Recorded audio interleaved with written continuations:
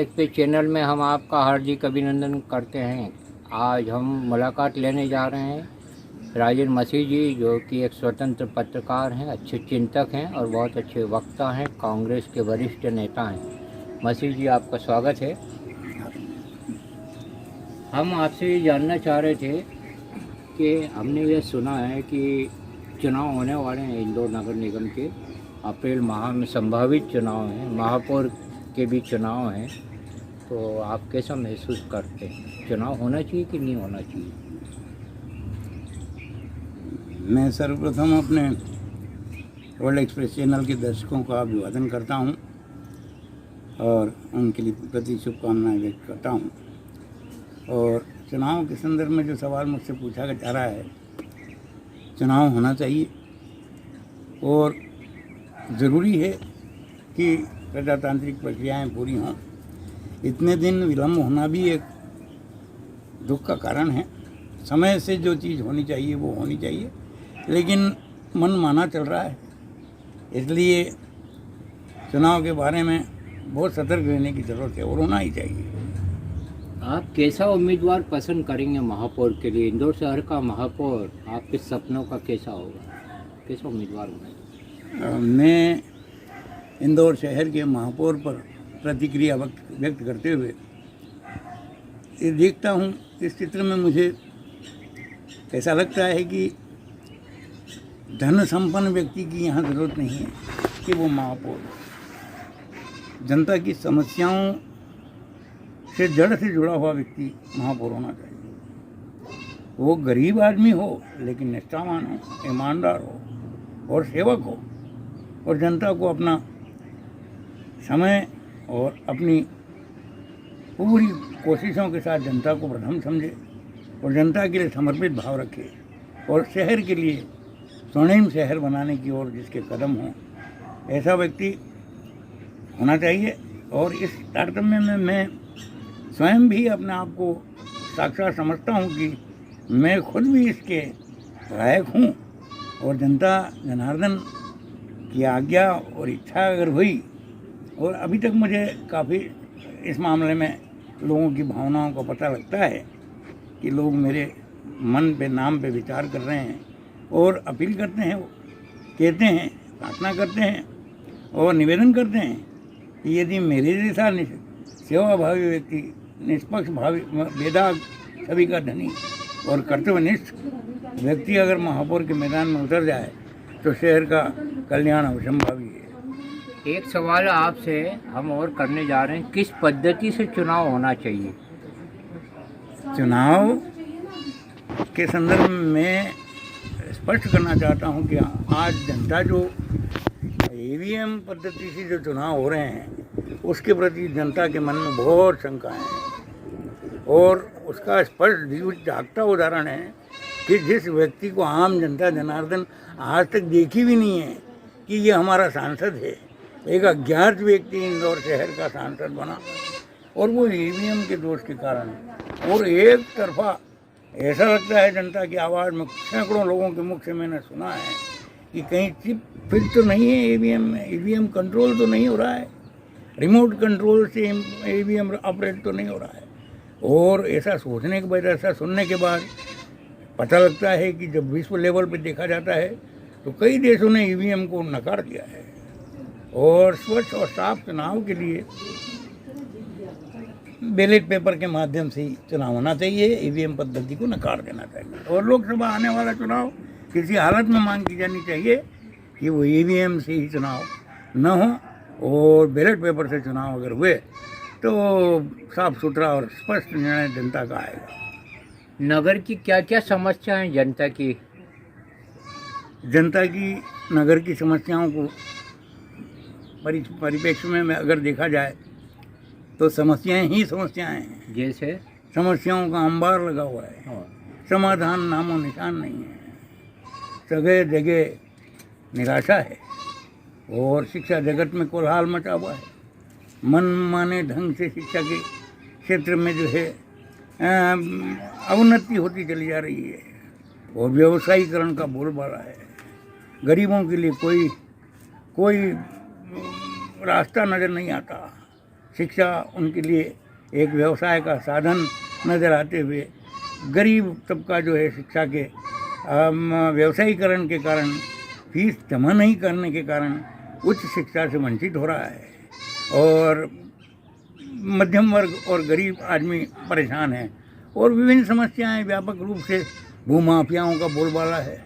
और कुल मिलाकर देखा जाए तो लोकतांत्रिक सिद्धांतों का गला घोटा जा रहा है।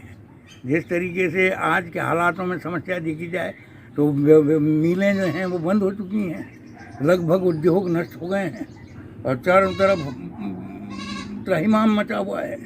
आम आदमी परेशान और तबाह है। आम आदमी को अपनी समस्या को सुनाने के लिए कहीं कोई द्वार, कोई जगह मिलती नज़र नहीं आती है। कहीं ऐसा रास्ता नहीं आता, समझ में आता कि कोई उनकी समस्याओं को सुनने वाला भी है। समस्याओं को सुनने वालों के अभाव है।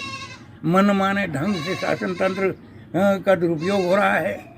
ऐसा लगता है कि जो संवाददाता और मीडिया जगत है वो भी प्रभावित किया गया है।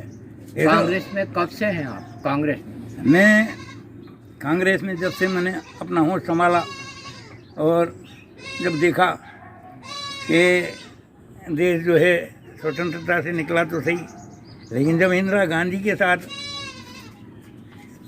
इमरजेंसी को लेकर के और उनको हरा दिया गया, जो हमारी नेत्री थी उनके प्रति हमें दुख पैदा हुआ।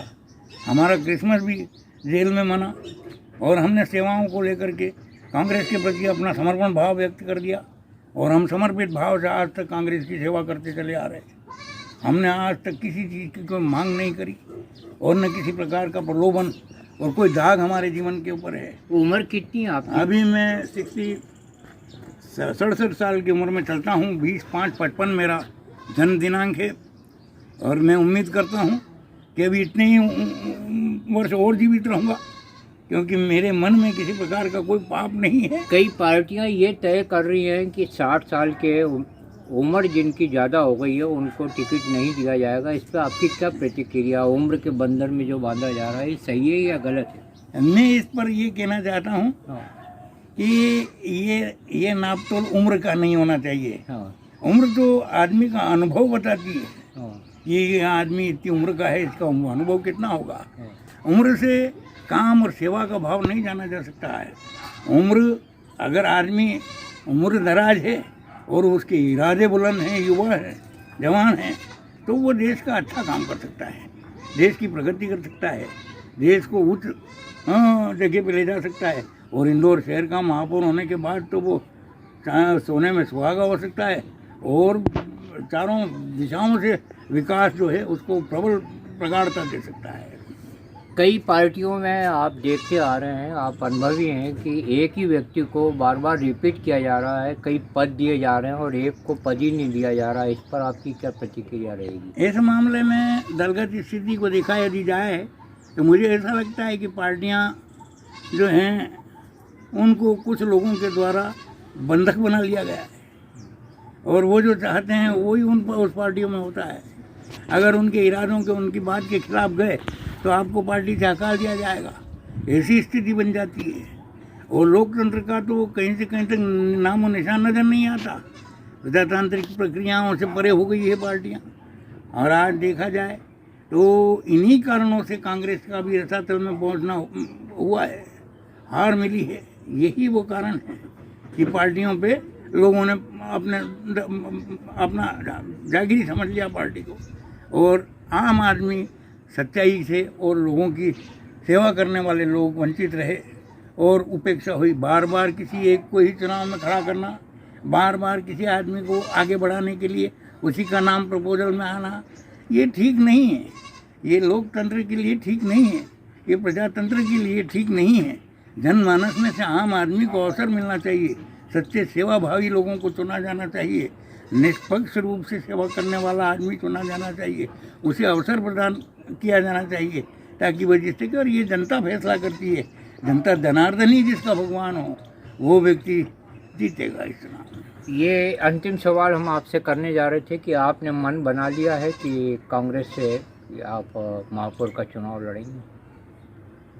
मुझे आपके सवाल से बहुत प्रेरणा मिलती है और बहुत उत्साह जागता है मेरा। जी। और मैं स्पष्ट रूप से आपको कह देना चाहता हूँ कि मैं पूरी तरीके से जनता को समर्पित भाव से अपनी सेवाएं प्रदान करने का ठान चुका हूँ, तय कर चुका हूँ। अगर पार्टी ने मुझे इजाज़त दी और पार्टी ने चाहा तो मैं पक्के में इस चुनाव के साथ होऊंगा। लेकिन जनता ने तो तय कर लिया है, कई जगह से आम जनता की पुकार है और मेरे समाज का आदेश मुझे हो चुका है और मैंने तय कर लिया है कि इस चुनाव को मैं महापौर के चुनाव को 101% में लड़ने की तैयारी में हूँ। बताइए, यह आपको साक्षात्कार कैसा लगा? अपनी प्रतिक्रियाओं से अवगत कराएं। हमारी यह मंशा है कि गरीब तबके का व्यक्ति जिसने जनता के हित में बहुत सारे काम किए हों, उसकी तरफ भी पार्टी की नज़र जानी चाहिए। यह साक्षात्कार आपको अवश्य अच्छा लगेगा। धन्यवाद। जय भारत।